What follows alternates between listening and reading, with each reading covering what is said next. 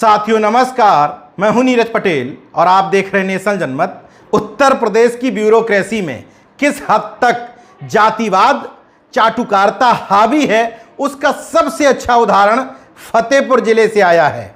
DM है वहां अपूर्वा दुबे, मुख्य पशु चिकित्सा अधिकारी वैसे हैं नहीं, कार्यवाहक हैं वो डिप्टी सीवीओ, लेकिन वहां के मुख्य पशु चिकित्सा अधिकारी आरडी अहिरवार छुट्टी पर हैं। तो मैडम जिलाधिकारी अपूर्वा दुबे जी ने अपने सजाती एसके तिवारी जी को चार्ज देके रखा है मुख्य पशु चिकित्सा अधिकारी का। हालांकि उनको लिखना चाहिए था प्रभारी, लेकिन वो लिखते हैं मुख्य पशु चिकित्सा अधिकारी। अब मैडम ने चूंकि चार्ज दिया है तो मैडम की शान में कोई गुस्ताखी ना हो जाए, इसलिए मैडम की गाय की देखभाल के लिए उन्होंने 7 पशु चिकित्सा अधिकारी तैनात कर दिए। पशु चिकित्सा अधिकारी मतलब सेकेंड क्लास के ऑफिसर, राजपत्रित अधिकारी होते हैं, यूपी पीसीएस के माध्यम से चयनित होकर के आते हैं। अब 7 लोगों की ड्यूटी सिर्फ इस बात के लिए है कि मैडम जिलाधिकारी के सामने मेरे नंबर बढ़ जाएं।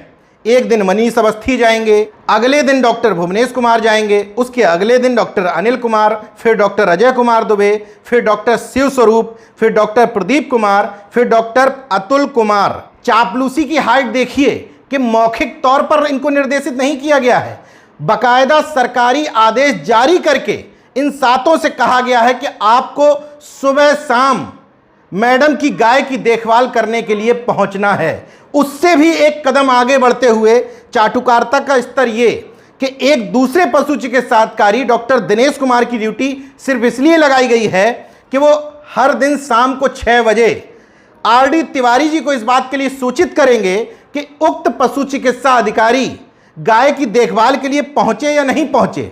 उस पत्र में नीचे लिखा हुआ है उक्त कार्य की शिथिलता अक्षम्य है।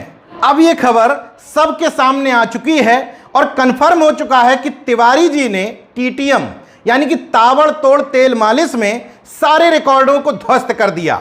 लेकिन इसको जातिवाद नहीं कहा जाएगा।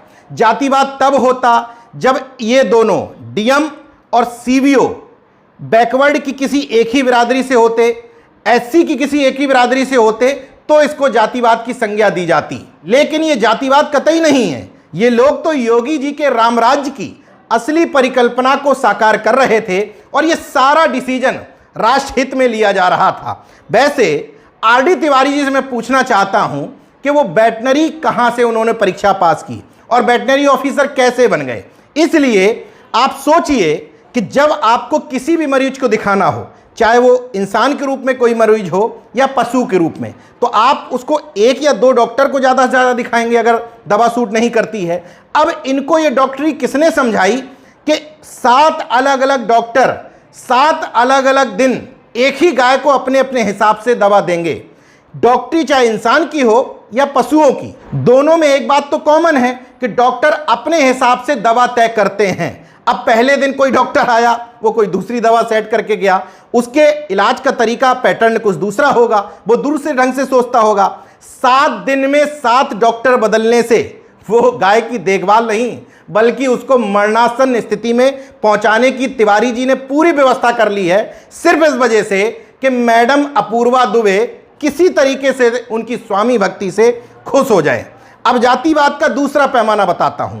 अपूर्वा दुबे 2013 बैच की आईएएस ऑफिसर हैं और जस्ट बगल के जिले में सीमा से सीमा लगी है कानपुर में, वहां उनके पति 2011 बैच के विशाख जी अय्यर जिला अधिकारी हैं। नाम से इतना तो तय हो जाता है कि दोनों ब्राह्मण कुलभूषण हैं, वरना इस सरकार में कोई पति पत्नी एकदम से सटे हुए अगल बगल के जिलों में और दोनों के दोनों जिलाधिकारी हो जाए, ये वाला ऑफर हर जाति के आईएएस और ब्यूरोक्रेट्स को नहीं मिल पाता है। खैर, इनको मिला है तो उसके पीछे कोई ना कोई तो वजह रही होगी। विशाख जी अय्यर सीएम के विशेष सचिव हुआ करते थे, कानपुर के डीएम बनाए गए, इलेक्शन के नज़दीक वहां से फिर वापस बुला लिए गए और अब फिर वापस कानपुर दोबारा जिलाधिकारी के तौर पर भेज दिए गए। ये भी ऑफर सबके ऊपर लागू नहीं होते हैं। मैं इन तमाम सारी चीज़ों को मजबूरी में जाति के एंगल से देखता हूं, क्योंकि कुछ दिन पूर्व दिल्ली से खबर आई थी कि 1994 बैच के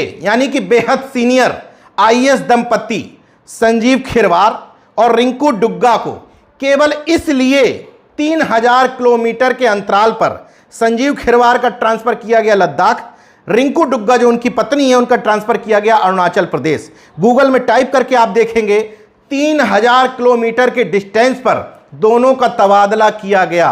पिछड़े वर्ग से आने वाले इन आईएएस दंपत्ति पर आरोप क्या था कि वो 7 बजे के बाद अपने घर के पास त्यागराज स्टेडियम में कुत्ता टहलाने जाते थे और कुत्ते की वजह से जो खिलाड़ी वहां प्रैक्टिस कर रहे होते थे उनमें व्यवधान उत्पन्न होता था। जबकि त्यागराज स्टेडियम से जुड़े तमाम आला अधिकारी बताते हैं कि ज़्यादा गर्मी पड़ने की वजह से 7 बजे खुद ही तमाम खिलाड़ी वहां से चले जाते थे, उसके बाद आईएएस दंपत्ति वहां पर आते थे।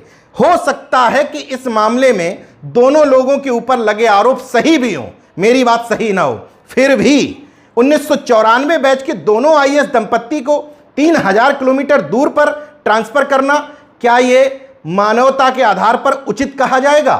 किस चोरी की सजा क्या देनी है? आप मूली चोरी की सजा में किसी को फांसी तो नहीं चढ़ा देंगे, मगर यहां पर सब कुछ जाति के हिसाब से तय होता है। दरबारी भांड कॉर्पोरेट मीडिया ने एक और सुगुफा चलाया कि केजरीवाल सरकार ने स्टेडियम खोलने का समय खिलाड़ियों के लिए रात में 10 बजे तक निर्धारित किया है। किया नहीं है, इस घटना के बाद किया गया था। उससे पहले 8 बजे तक का खोलने का समय था, उसमें कई स्टेडियम में खिलाड़ी 6:30 और 7 बजे भी चले जाया करते थे।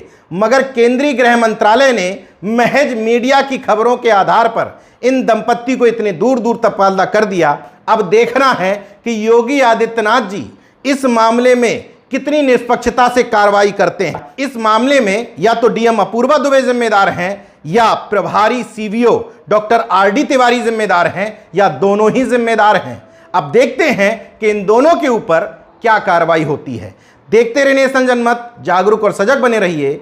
जय विज्ञान, जय संविधान, जय लोकतंत्र। धन्यवाद।